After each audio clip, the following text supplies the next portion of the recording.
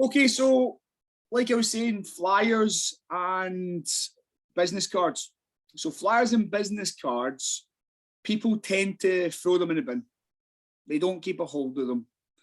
So personally, what I tend to do is give a call to action on it. So like I said earlier on, I might have business cards that have 20% off. So that's a call to action. You're more likely to keep that business card because it's got a call to action on it. Does anybody get flyers for Domino's? Everybody gets flyers for Domino's. Yeah. Domino's, Subway, any kind of food place. And they usually go in the bin unless they've got maybe a discount on them. Or unless you're hungry, yeah. But unless you've got a discount on it, it's more likely going to end up in the bin. So a lot of these menus that come in end up in the bin. But if you have a discount on it or a discount code or something on it where they need to keep it, that means you're going to be more in their mind, which means they're more likely to come and buy training with you. So it's all about the call to action. Business cards. My business card was a little bit unique. It wasn't anything special, but it was a little bit unique. What it was on the back of my business card, it had details for their appointment. So I would write down when their consultation was on the back of the business card, or I would write down 20% off or whatever it was I wanted for somebody so that they could keep that business card and maybe even pass it on to a friend. Again, I might have free session when passed on to a friend or complimentary session when passed on to friend on the back of my card, just so that when they take the card from me, it doesn't get thrown away. So I do get them coming back. And that's what it's all about. It really is getting them to come back and actually buy your services. So that's another form of promotion that you can have in place. And those kind of forms of promotion are really helpful. When it comes to your place, again, when we're thinking about the marketing, it's where you're going to be, where are you doing most of your training. So that's the next P here of place. For the majority of people here, it's going to be whatever gym you're in, but you might have some alternate environments that you train people in. Maybe you do park training or X, Y, and Z, you know. You don't have to touch too much on it, but you do need to know where you're going to be doing that training. That's what makes you accessible to others. If we put that into context, I don't have a gym I train people at. I'm an online trainer now. So I will only give you the program and you will train at your own gym. So that makes it a little bit more accessible for people who can't travel to come and see me in Glasgow. So think about what place your training is going to take place in. And that is the next P. The next one is people. So what kind of people are you going to be training? Has anybody thought about that yet? Now, I'm sure as a personal trainer, you want to train everybody. Most personal trainers want to take on everybody. But it's always good to have a kind of specific type of person you're looking for. Who is going to be your golden client? Have you thought about what that person looks like? What that person is going to come to you for? And when you start to think about who that person is, you can see it in the people around you. And then it allows you to easily go and approach these people and strike up conversation and be sociable with the clients who would be your ultimate kind of demographic to train. You know, I love training people who give me full effort in sessions, because not every client gives you full effort. And I know what those clients look like. They might be a little bit out of shape, which is fine, but they've got a lot of energy and they come in and they're enthusiastic themselves. And that's my ultimate client, because I know when they come in, whatever I throw at them, no matter what it is, they are going to give me 100%. And that makes me enjoy the session even more training them, because I know they're going to get to their goals. So I know that could be male or female, a little bit out of shape, tremendous energy. You know, they might just be saving up that energy during the day to come to the session. And those are the type of people who usually train with me twice, 3 times a week as well. So that's my perfect person. Who would yours be? It's definitely something worth thinking about, guys, so you can start to recognize these people in your own gym. When it comes to processes, this is something where a lot of PTs can start to get bogged down on. You know, what processes are in place for you when you get started as a PT? So we need to do a PAR-Q. We need informed consent. We need to have a contract written up.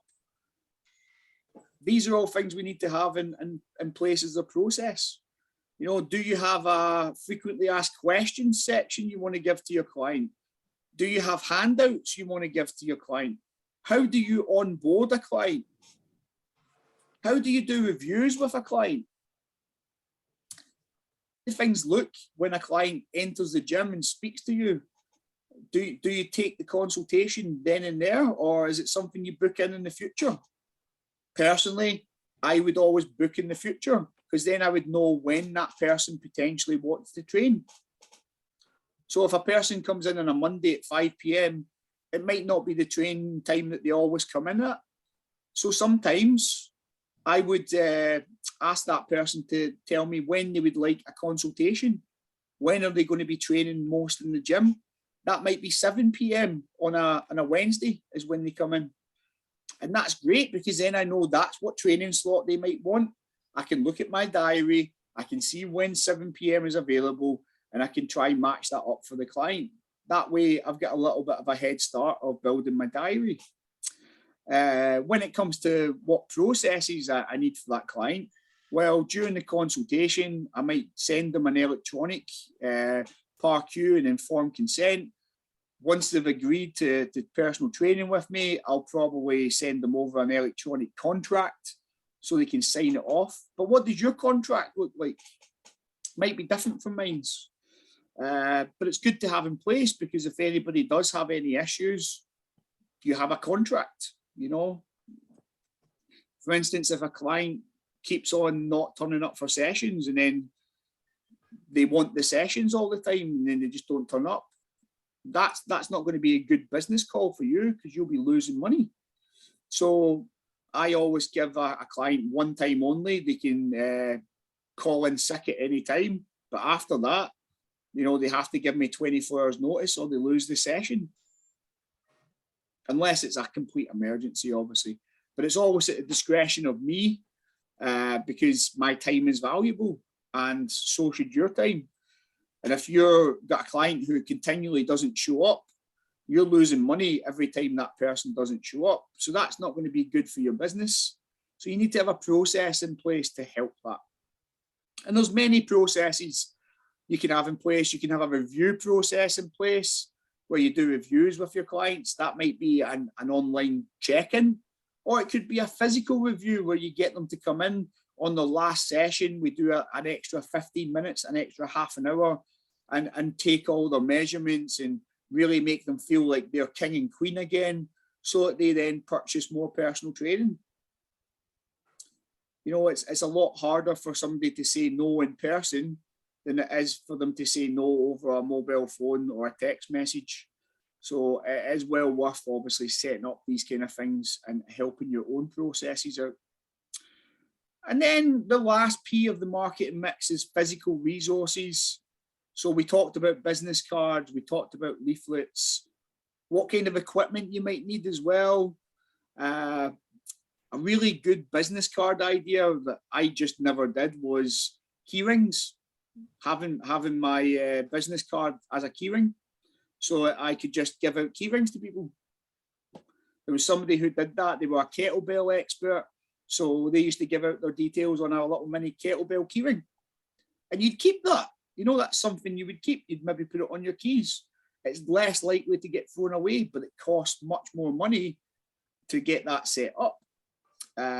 So again, physical resources are the things that you're going to need in place to help you then building that business of yours, to get it off the ground, to make sure that you are getting people coming back for your service. Now, I know that's quite a lot I've just thrown at you. And to be perfectly honest, there's a lot more to do with business that you can cover. But I feel that's a good start for the morning. There's been a lot of good back and forth there, guys. But what I'll do is, for this last little 5 or 10 minutes, I'll take questions on your own businesses and what you feel you can do moving forward. So I'm just going to open the floor up and let you guys ask questions. Don't worry about the slides. We'll cover the rest of them this afternoon. But if you've got any questions about your own business or anything you'd like to discuss, let's have a little talk now.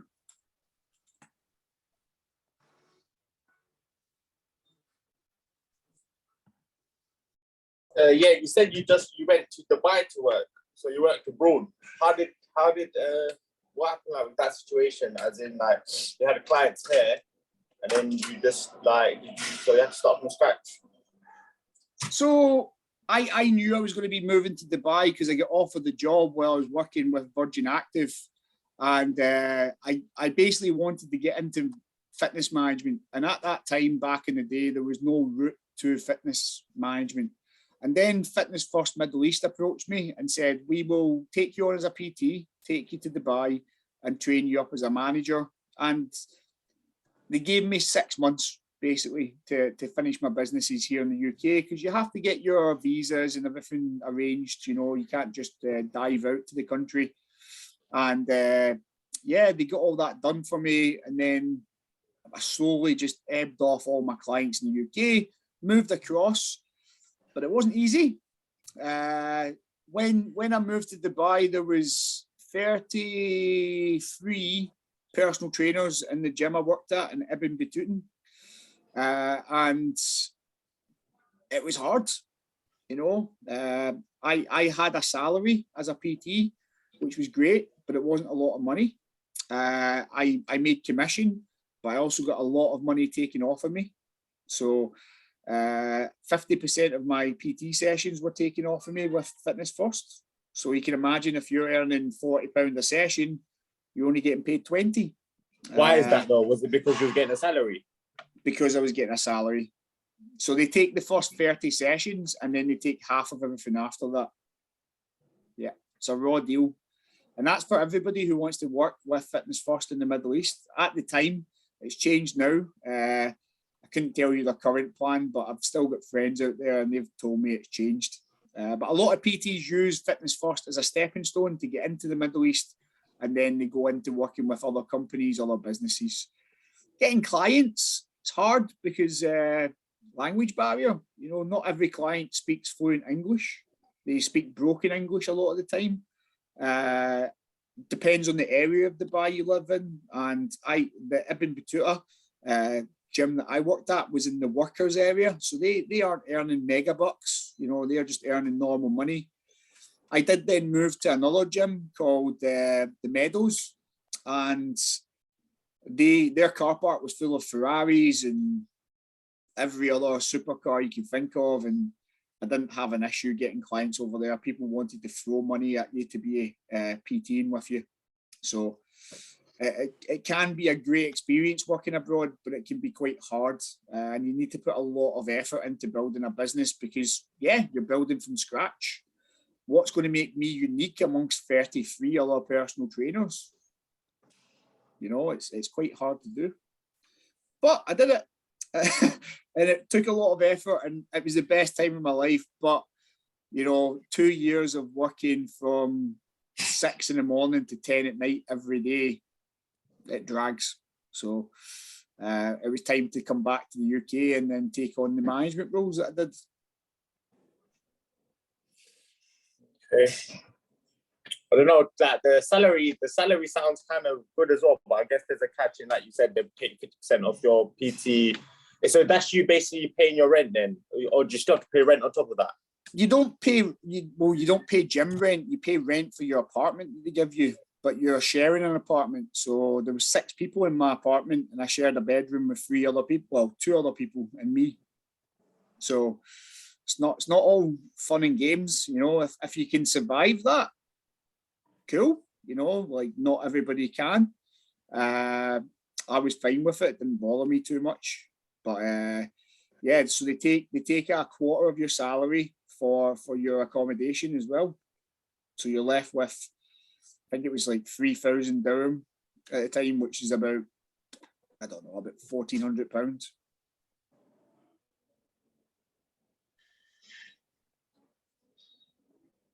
I had to go and shift my car because it's out to 2-hour mark for free parking. That's absolutely fine, buddy. You know, sign off. I'm just doing a little bit of Q&A, obviously, for your own businesses, guys. So please feel free to ask questions about your own business or anything I can answer. We'll be finishing up in about 5 minutes anyway, so you can jump off if you want, Jack.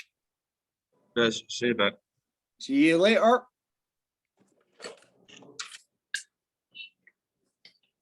Any other questions, guys? Remember, it's all about your business. You don't need to hear about mine. I want to know what you guys want to do with your businesses and how I can help.